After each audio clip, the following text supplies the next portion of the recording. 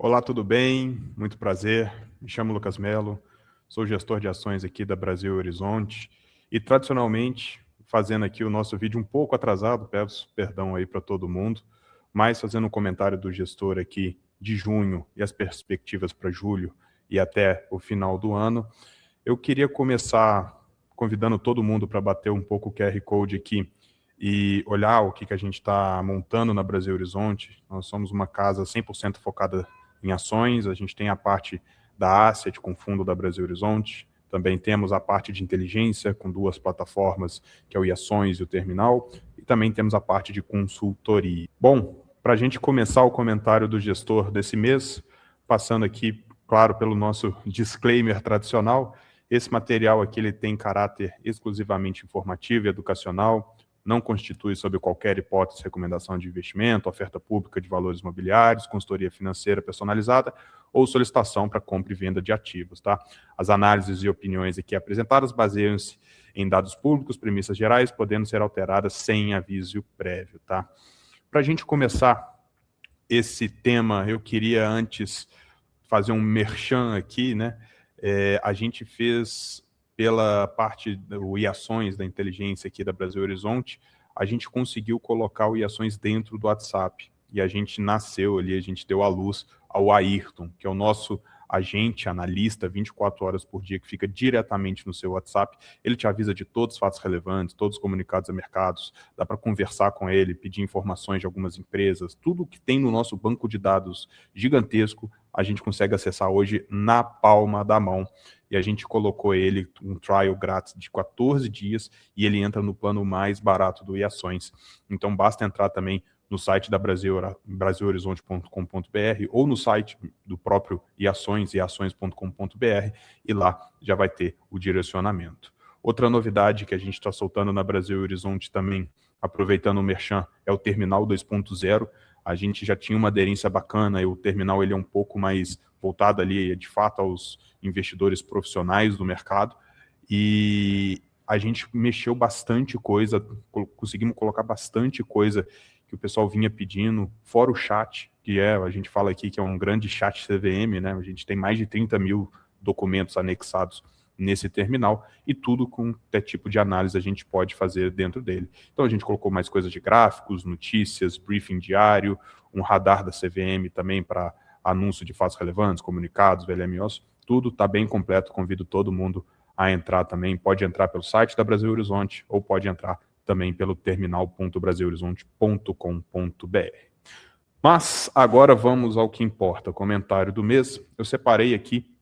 em 3 grandes temas, tá? Primeiro tema aí é o motivo da queda do Ibovespa. Depois a gente vai passar ali por que os setores defensivos, eles de fato não defenderam essa queda aí nos últimos 2 meses que eu estou devendo esse vídeo. E o terceiro tema, que é um pouco mais chato até para a gente que é mais otimista aqui, mas é o fato do Brasil estar se tornando um grande value trap. Vou explicar lá na frente o que significa essa expressão, mas até as eleições a gente será sim um value trap. Para a gente começar um resumo do mês aqui, eu peguei o BOVA11 e puxando ali os principais eventos desde o último vídeo que eu fiz do comentário do gestor para hoje.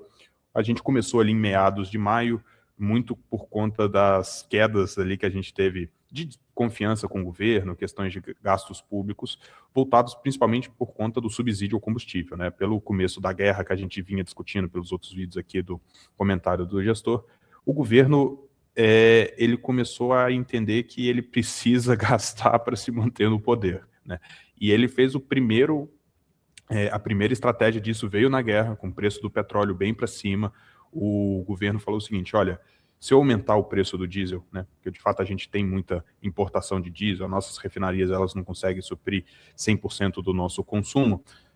eu vou ter que subir o preço do diesel ali em torno de 20%, 30%, 40%, 60%, que foi o fato que aconteceu lá nos Estados Unidos, preço de combustível para cima, começa a entrar naquela espiral inflacionária, né, começa a corroer renda.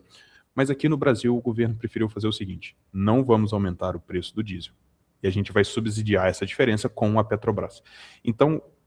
para começo de conversa, a pessoa que gosta já de Petrobras, fala bem de Petrobras, eu não consigo entender, porque é uma empresa que quando o preço do petróleo sobe, ela não ganha dinheiro agora, e quando o preço do petróleo cai, ela perde dinheiro, né? Muito por conta desses subsídios. Então esse foi o primeiro fogo que a gente teve no palheiro, que foi começando a desencadear mais e mais desconfianças. A gente sabe que a bolsa já estava caindo ali desde ali do meados de abril, mas o fato é que ele começou a se estender mais por conta dessa desconfiança do nosso fiscal, mais o fluxo estrangeiro continuando a sair. E no final de maio, ali perto do dia 29, a gente teve, né, a confirmação ali do tamanho da saída dos estrangeiros da nossa bolsa, que também impactou bastante, né? Na virada de maio para junho, a gente continuou pela versão ali dos Estados Unidos, muito em função da questão do IA, né? A gente era uma tese aqui dos emergentes muito voltada ao anti-IA, né? Era aquilo, as empresas dos Estados Unidos, né? As Magnificent Seven, elas estavam muito crowded, né? Muito pessoal olhando muito essas empresas, comprando muito, o IPO da SpaceX, tudo isso levou muito fluxo para lá. E aquele país emergente que é focado em matéria-prima e ali da indústria da base da economia, a gente teve essa reversão de fluxo, né? Sai ali o dinheiro que estava ali focado em ativo real, fazenda, essas coisas, mineração, e volta de novo para a inteligência artificial, que é o grande hype do momento. Adentrando um pouco mais de junho aqui, ali meados de junho, a gente teve também um segundo problema, que foi o Copom. A gente já vem com uma perspectiva de inflação subindo, né? É o grande tema do mercado, que a gente começa a namorar ali um termo de dominância fiscal, né? Que para quem não entende, dominância fiscal independe para onde que vai os juros, a gente terá inflação, então não adianta o Banco Central subir mais juros, porque a inflação ela vai ser um choque, e esse choque meio que o Banco Central não vai conseguir amenizar ou contornar essa situação. E a gente teve mais um corte na taxa Selic ali para 14,25, a qual o mercado ficou muito tendencioso ali, apostando já um pouco contra essa credibilidade do Banco Central. Então, vamos colocar que foi uma tempestade perfeita, assim, desde que aconteceu ali de começo de abril, porque a gente já estava num patamar de bolsa muito alto, é normal uma correção inicial, só que depois dessa correção inicial a gente teve, sim, motivos para a bolsa cair, tá? E o grande motivo, eu acho que explica muito mais, resume essa narrativa como um todo, é esse gráfico, um dos melhores gráficos aqui, eu já trouxe ele logo de cara da apresentação, e é o gráfico que mostra a chance do Lula de eleição. Ela é inversamente proporcional ao Ibovespa, né? Então, ali em meados de abril, onde a gente teve essa reversão, até muito por conta do Flávio Day, que a gente teve, né, falando das tratativas do Flávio com, né, o grande tema da eleição, que vai ser ali o Banco Master, a probabilidade, isso a gente pega pelo Polymarket aqui, do Lula vencer a eleição, ela está chegando a quase 60%, e é muita coincidência essa probabilidade começar a subir ali, juntamente do Ibovespa cair, tá? Mas o que quer dizer isso e por que isso é de fato relevante, tá? A gente sabe que é um governo gastão, e esse governo gastão, ele me parece que não está ligando muito para onde está indo o rumo da dívida pública do país a um médio prazo, nem colocar a longo prazo, porque no longo prazo já ninguém traz essa credibilidade mais, mas a gente sabe que o Brasil é o pior país em termos de dívida sobre PIB ali dos emergentes e até dos outros países, principalmente por conta do pagamento de juros em percentual do PIB. Se a gente pegar esse gráfico da esquerda, a gente consegue ver que a gente já tem 84% da nossa dívida sobre o PIB e a gente está pagando ali quase 6% só de juros. Então é uma coisa que fica muito na minha cabeça, e é o grande tema, acho que, dessa comentário do gestor, é mostrar que como o Brasil ele está cada dia que passa flertando mais com o precipício, né? O governo gastando muito, a gente vai entrar agora num espiral eleitoral, de fato da campanha, que as grandes coisas são prometidas, né? Muitas delas, além de serem cumpridas,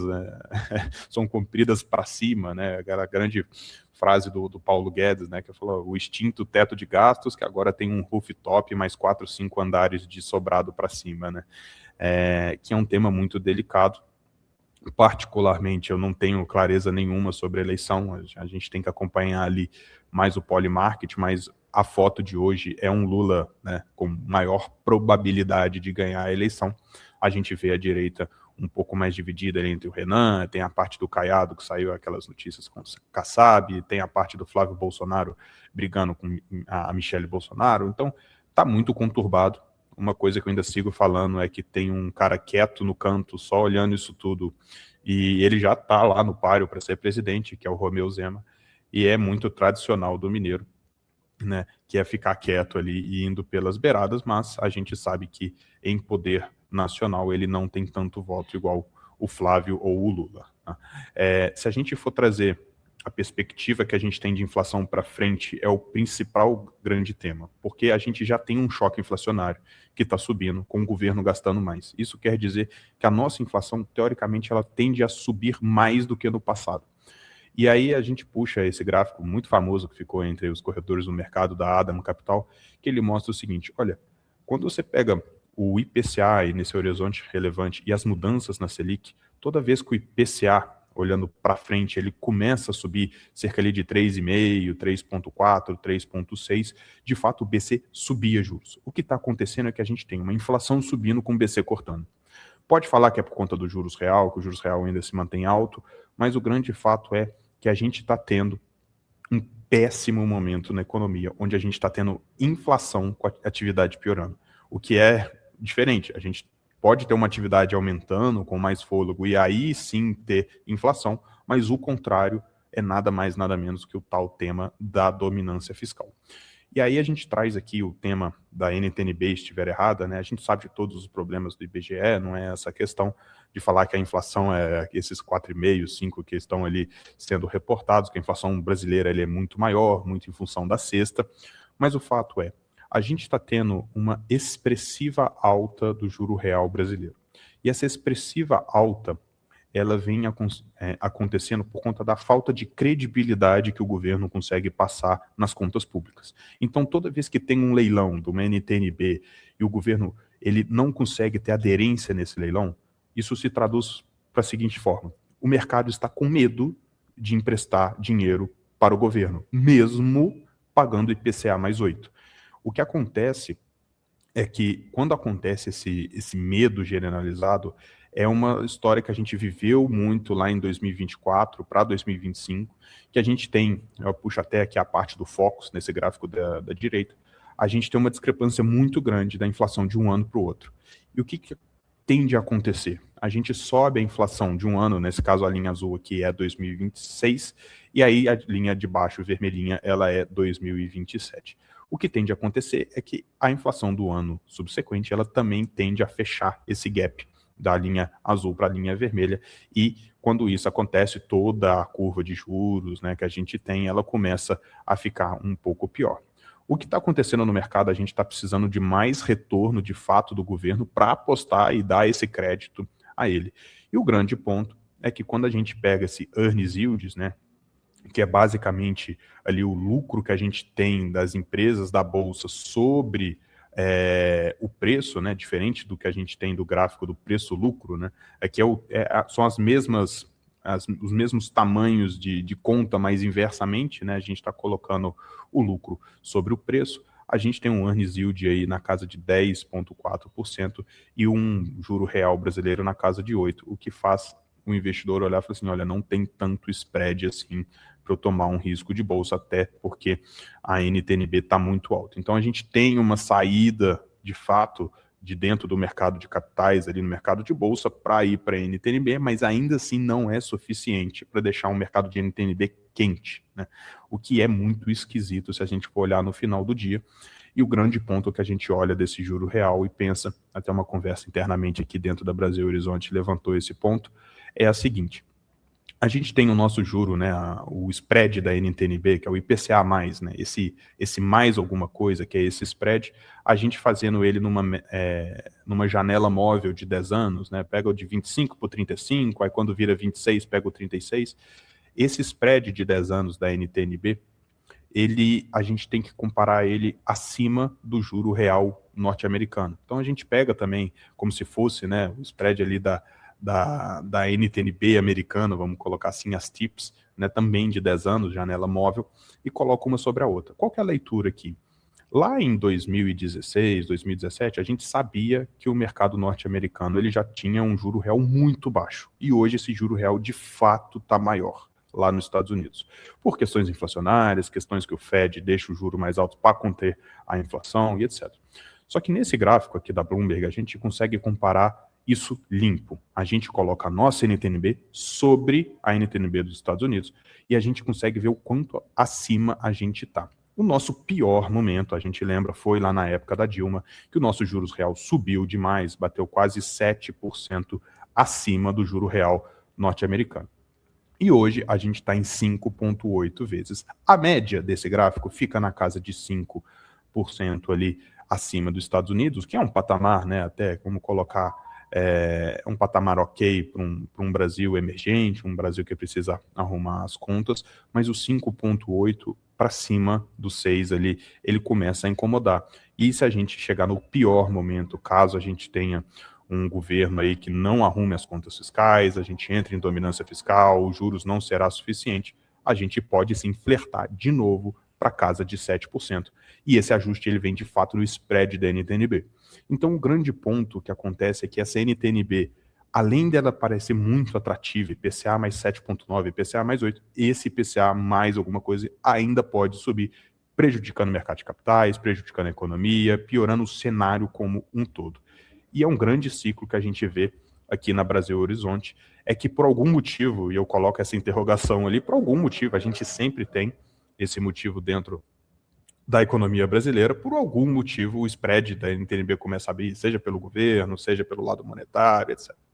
Só que aí esse juro real ele começa a subir e vai para a lua. Então a NTNB 10 começa a subir, o prêmio passa da média, o mercado começa a ficar estressado, e aí o que acontece de fato? Nenhum negócio para de pé. Quando a gente tem um juros alto, um juro real mais alto ainda, nenhum negócio que eu falo aqui da economia de base, eu falo aqui o cara do supermercado, ou o cara do cabeleireiro, ou o cara da carrocinha de cachorro-quente, nenhum negócio para de pé, tanto pequeno quanto grande. A gente pegar que os grandes negócios estão se financiando a CDI mais 2, CDI mais 3, os médios estão a CDI mais 4, os pequenos a CDI mais 7. CDI de 14,25 com mais 7%, não tem retorno de capital que aguenta esse desaforo. Então, o que acontece no passo 4? A economia de fato piora, aqui a gente coloca até um palavrão aqui para colocar de fato que a economia ela vai para o buraco. E aí, sentindo o peso dessa economia flertando com o precipício, Brasília entra sob alguma pressão, que é o que eu acho que pode acontecer caso tenha um quarto mandato do Lula, é que a gente entra em 2027 para 2028 com Brasília extremamente pressionada e ali vai ter que surgir alguma resposta. Nesse ponto que a gente não tem a certeza se uma resposta ela será de fato aquele clássico provisório permanente do governo PT ou se é de fato uma resposta concisa e um pouco mais direita, né? Mas aí o que acontece? Caso a gente tenha uma resposta positiva para conter esse, né, movimento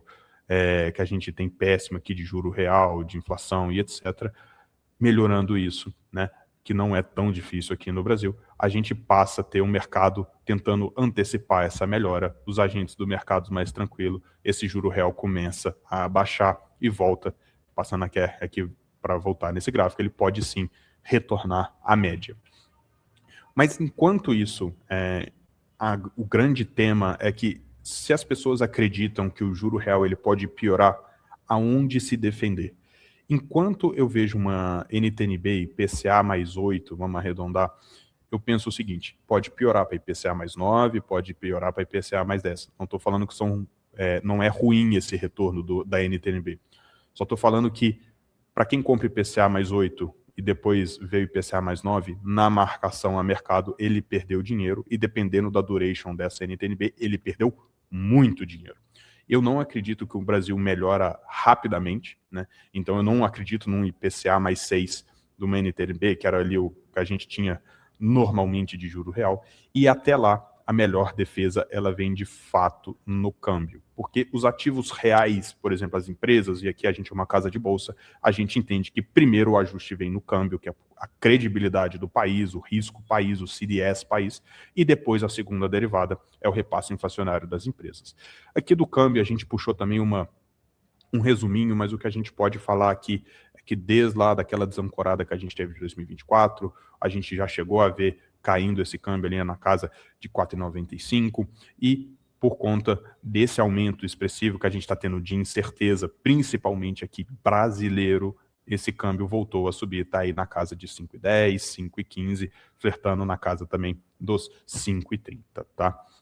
Se a gente for pegar a Bolsa, de fato, a gente beijou ali os quase 200 mil pontos, foi um momento excelente, né? Quase conseguimos comemorar e fazer as festas dos 200 mil pontos. Esse gráfico ele é da última quinta-feira, hoje eu gravo esse vídeo dia 4 de julho, mas a gente está na Bolsa ali na casa de 172 mil pontos, ela já teve um momento mais pressionado ali na casa de 168, mas o grande tema que eu quero trazer com esses gráficos é o seguinte: eles têm a mesma escala de datas, então desde 2024, no mesmo dia, até hoje, o dia de 2026, e o grande ponto é,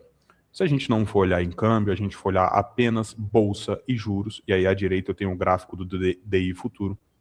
aquele DI de um dia, né, o famoso Play Vanilla, pré-compós, né, chame como quiser, mas a gente teve ali o pior momento que a gente teve de juros no gráfico da direita, foi ali no final de 2024, onde o câmbio estava 6,30, o Haddad estava na televisão prometendo IR de graça para todo mundo até R$5.000, taxação de dividendos, aquele caos que foi o final de 2024, mas a gente veio aliviando esse DI, junto com o dólar caindo, inflação convergindo para meta e tudo, e aí piorou muito esse DI por conta das politicagens, Brasília, etc., Flávio Day, Lula, perspectiva de Lula ganhar a eleição, tudo o que eu estou falando aqui, e o DI voltou e disparou de volta para casa dos 15%, né, que foi muito parecido com o final de 2024. Só que no final de 2024, a gente estava com bolsa a 118 mil pontos. E aí a gente está com bolsa agora a 172 mil pontos, muito em função ali das empresas de petróleo, de bancos que tiveram de fato aumento de lucros ali, petróleo por conta do preço de petróleo e banco por conta de juros, mas se o mercado ele quiser reancorar as expectativas, e aqui eu não falo, não é nada do fundamento, mas é um parâmetro técnico do mercado, se o mercado olhar para o Ibovespa nesse mesmo estilo de gráfico, ele vai olhar e falar assim, olha, pela regra de 3, os juros em 2024 estava 15, o pré-compós, a bolsa estava 118, por que os juros a 15 agora, a bolsa continua em 172 mil pontos? Que é o grande tema aqui de aversão que eu vejo o pessoal falando nos corredores, né? O que a gente pode ver que, de fato, eu trago aqui os últimos 30 dias de curva de juros, ou reta de curva,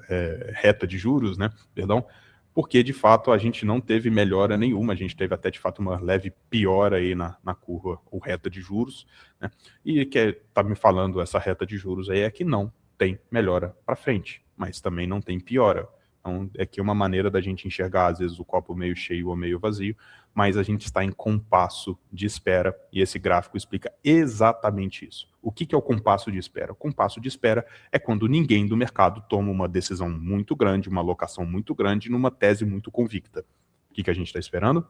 Eleição. A gente está vendo os juros, a gente está vendo o dólar, e a gente só está esperando uma coisa: eleição. A guerra passou, acabou teoricamente, o preço do petróleo voltou, tanto que eu nem trouxe aqui preço de petróleo nessa apresentação, mas o fato é que a gente tem uma reta de juros, e não, ou seja, não tem ninguém querendo tomar nenhuma posição disso aqui. Se a gente for pegar agora, entrando um pouco mais na performance do Ibovespa, porque caiu de fato, a gente pode pegar aqui o Ibovespa, né, estava ali em cima, a linha azul escura aí, e a gente começou ali a meados de abril a cair, enquanto todos os emergentes e até Estados Unidos, eles estavam ou flat ou subindo um pouco, né. De fato, a gente ainda tem um retorno bom, né, se a gente for comparar só no ano, ele é de 13%, mas esse retorno chegou a mais de 30%, tá. Então, o que me parece é que a gente subiu na onda, né, e a gente caiu por um motivo próprio, tá? A gente passando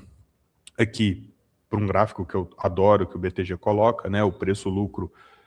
12 meses forward, né, dos países emergentes, e também comparando ali com os Estados Unidos, a gente pode ver que o Brasil sempre foi o patinho feio, mas o ponto é que o preço-lucro do Ibovespa, ele voltou bem rápido também, muito diferente dos outros países olhando ali para cima, tá? Então a gente ainda continua com esse gap enorme, tá, de precificação. A gente é um país de matéria-prima, a gente é para ter um múltiplo mais barato, a gente não tem tecnologia, né? Quem dera se a NVIDIA produzisse minério de ferro em Carajás, mas a gente sabe que um país barato, com informações e notícias ruins saindo todo dia, né, o fiscal, o monetário, o real e etc., é muito rápido essa correção de preço-lucro. Tá? O que me faz também a crer, puxando a sardinha naquele primeiro gráfico que eu coloquei lá do earnings yield, né, de lucro sobre o preço, esse aqui é o Equity Risk Premium, né, que é basicamente colocar o earnings yield sobre a NTNB de 10 anos para ver, né, quanto a mais, né, sobre a NTNB, que já é um ativo real, eu posso ganhar aplicando no Ibovespa e na Bolsa aqui no Brasil. E o fato é que a gente tinha um prêmio muito bom ali depois de 2021, de 6%, 5%, que era o topo da banda, e esse prêmio caiu rapidamente aqui em 2026, com a Bolsa batendo quase 200 mil pontos, ali para menos de 2 pontos, 2 pontos percentuais acima da NTNB, e com essa correção a gente quase chegou ali na média de 3 pontos de Equity Risk Premium, mas o fato é que isso está olhando a Bolsa como um todo, e quando a gente fala Bolsa é Ibovespa, e a gente sabe que onde tem os maiores retornos, né, onde tem o maior Equity Risk Premium, está dentro do índice Small Cap. Se a gente for pegar então, falar, se é Ibovespa, se é Small Cap, vamos pegar o PL por setor de 10 anos e 5 anos. Se a gente for pegar o de 5 anos, que a gente já passa um pouco de pandemia, né? A pandemia foi em 2020, a gente está em 2026, então a gente vai pegar de 2021 para frente, a gente consegue ver o seguinte: a grande maioria dos preços-lucros por setor estão nas mínimas. A gente tem um range histórico ali, vamos pegar de cima, por exemplo, tecnologia, varejo, a gente tem um range histórico, e a grande maioria está nas mínimas. Quem não está nas mínimas é o setor de agribusiness, mas aí tem um porém, né? Não vou explicar direito aqui por conta de tempo, mas é uma estrutura que essas empresas mais voltadas a commodities, quando elas têm revisões de lucro para baixo, o preço-lucro sobe, então a gente tem essas revisões para baixo quando o preço das commodities está baixo, todos os analistas colocam isso perpetuamente, e aí, por algum motivo, o preço da commodity sobe, em vez do preço-lucro da empresa subir, o preço-lucro começa a cair, e é um tema que dá para resumir pelo seguinte: commodity se compra a um preço-lucro alto e se vende a um preço-lucro barato, né?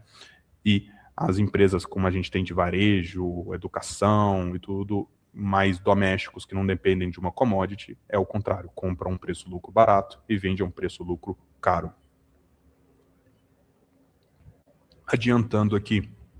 a gente consegue ver que todos os setores, tanto em 10 anos quanto em 5 anos, a grande maioria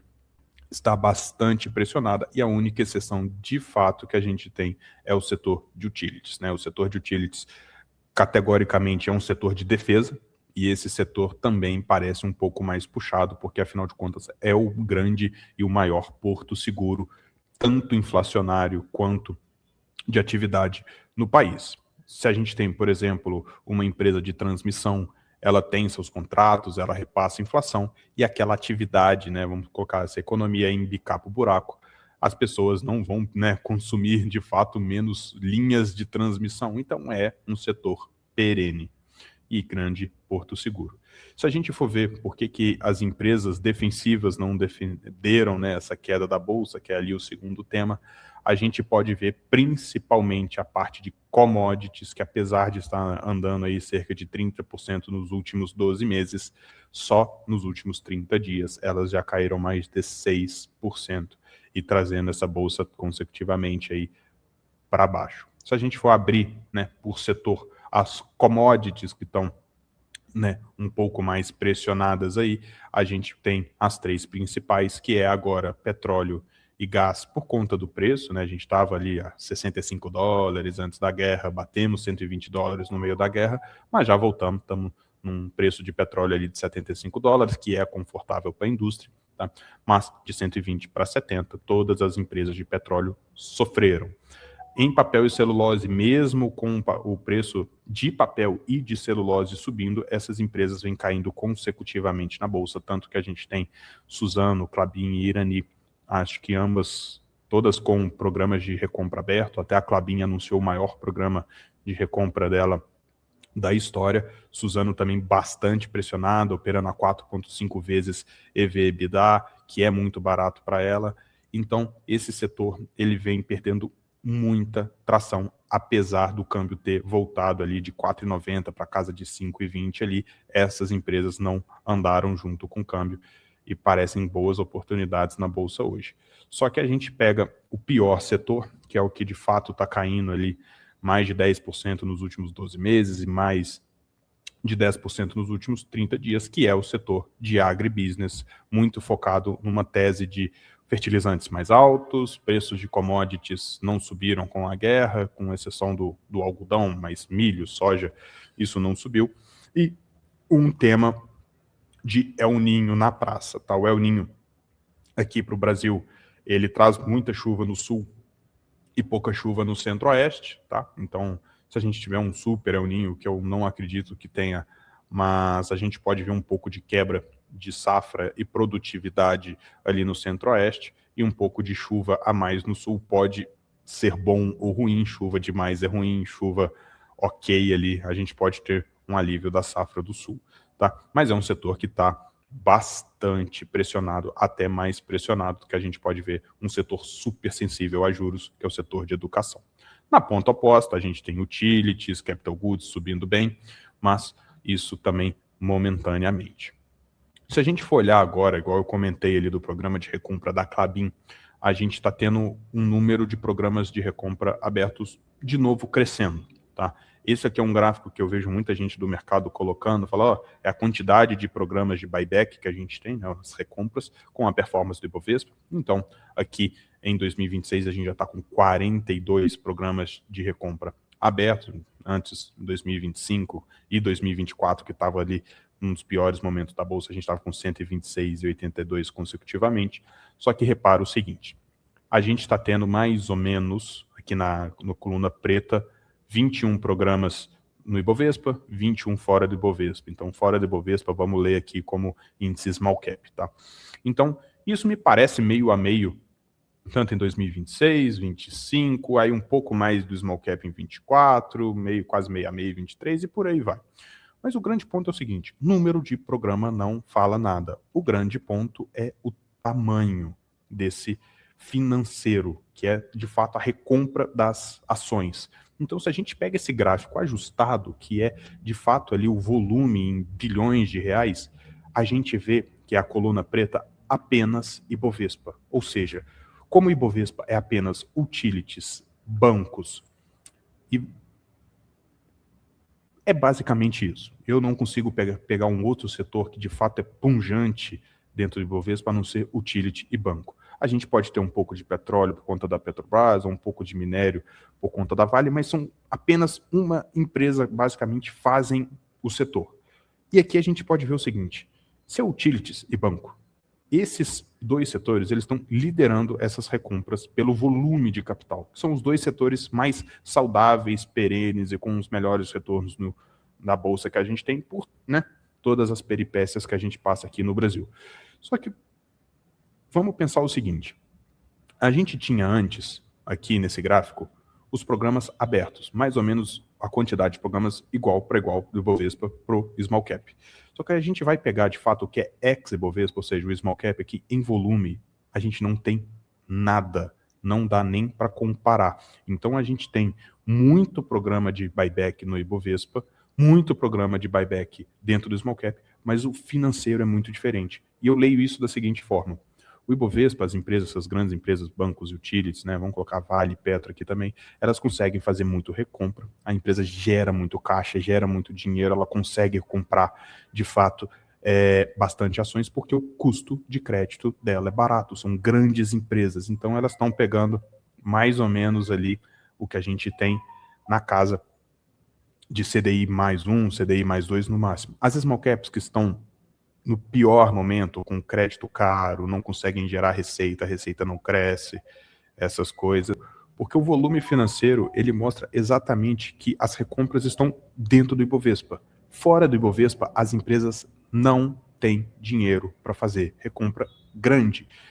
Pode ter empresas, a gente sabe que são empresas menores, fora do Ibovespa e tudo, mas me faz a crer que é o seguinte, as empresas estão com dificuldades, né, na parte da receita, por conta da atividade embicando para baixo, e a gente sente isso na economia. As empresas estão com dificuldade para pegar funding, né, crédito, o crédito está muito caro, então todo aquele dinheiro que chega ali no final da DRE, ele vai basicamente para pagar juros e despesa financeira. Não sobra muito para fazer recompra, mesmo essas empresas vendo que os seus, né,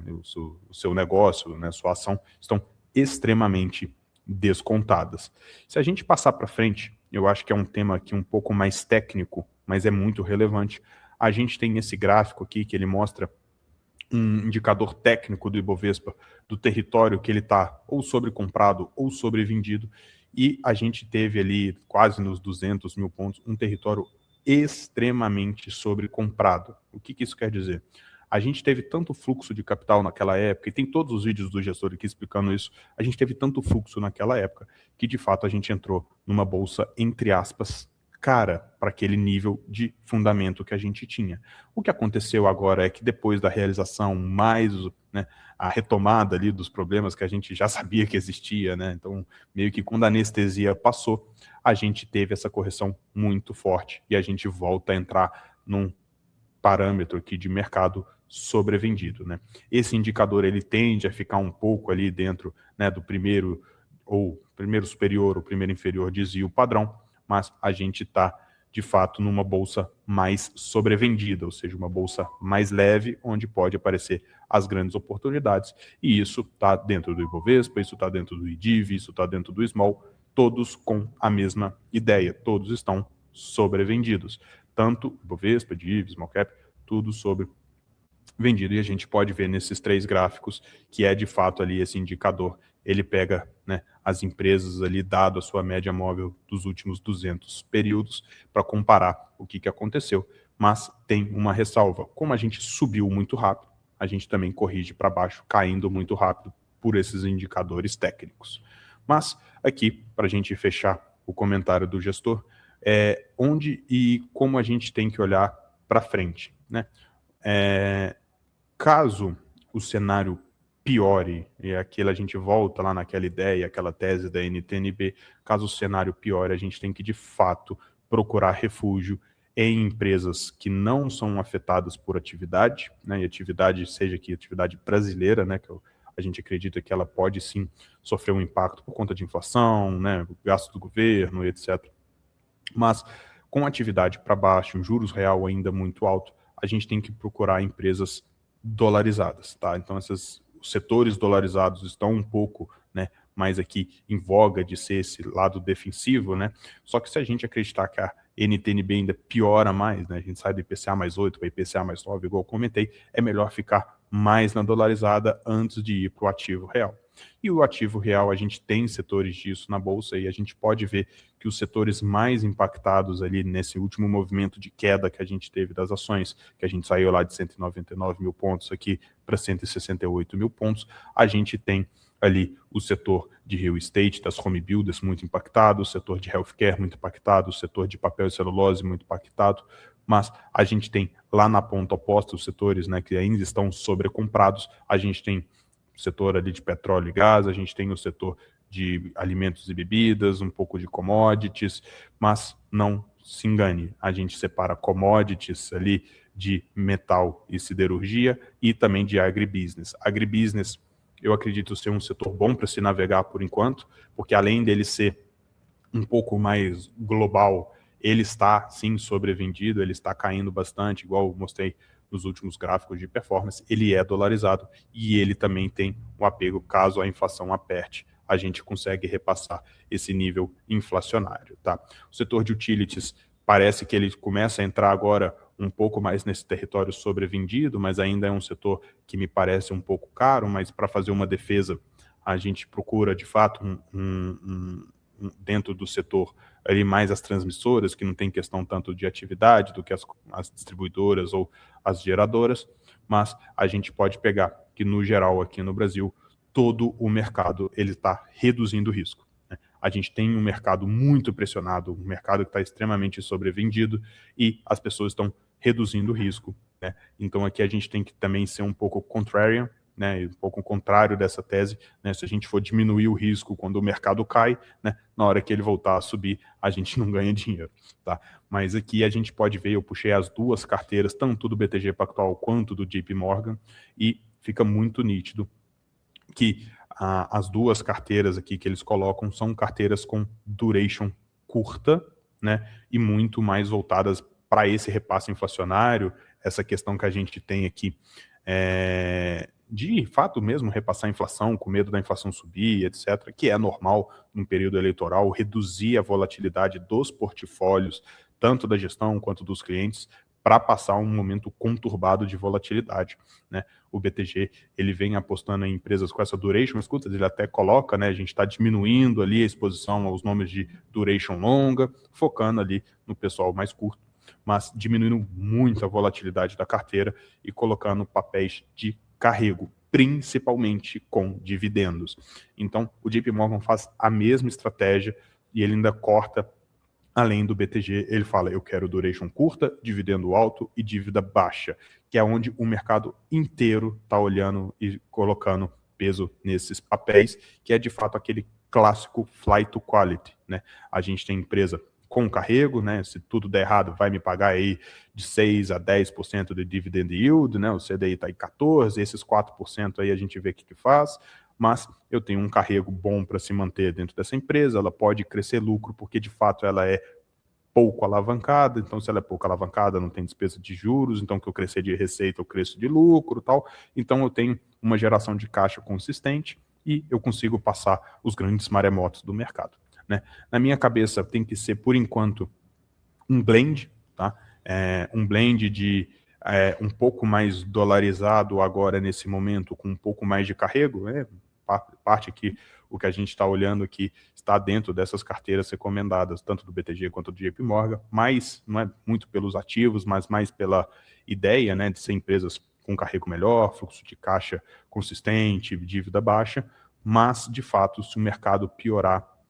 muito e chegar num ponto que a gente entende daquele ciclo econômico, chegando ali, vamos colocar entre aspas aqui, porque a gente nunca vai acertar esse vale, mas me parece que daqui a pouco é o mercado que a gente precisa adicionar risco na carteira, né? Chegando perto da eleição, caso a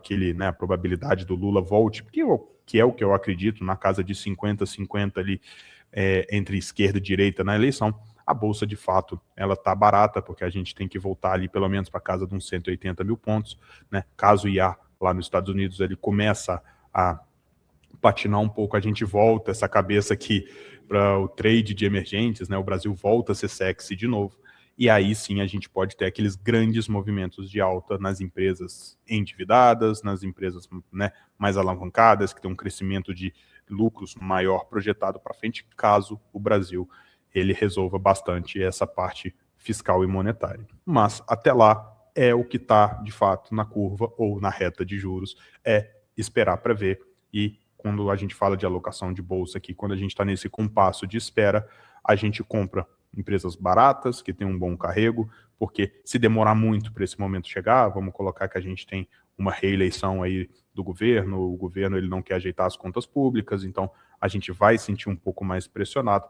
Enquanto isso, a gente consolida e faz o famoso compound ali, a gente vai, né, engordando o gado da posição com empresas que não estão alavancadas, crescem pouco porque o país não está propenso ao crescimento grande, mas pagam dividendos e conseguem colocar comida na mesa.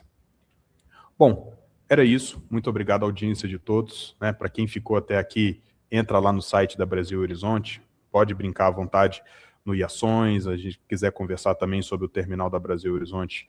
pode falar com a gente também, todos os nossos sites, comunicações, veículos, tudo tem ali, nosso e-mail, WhatsApp, tudo na palma da mão. Muitíssimo obrigado.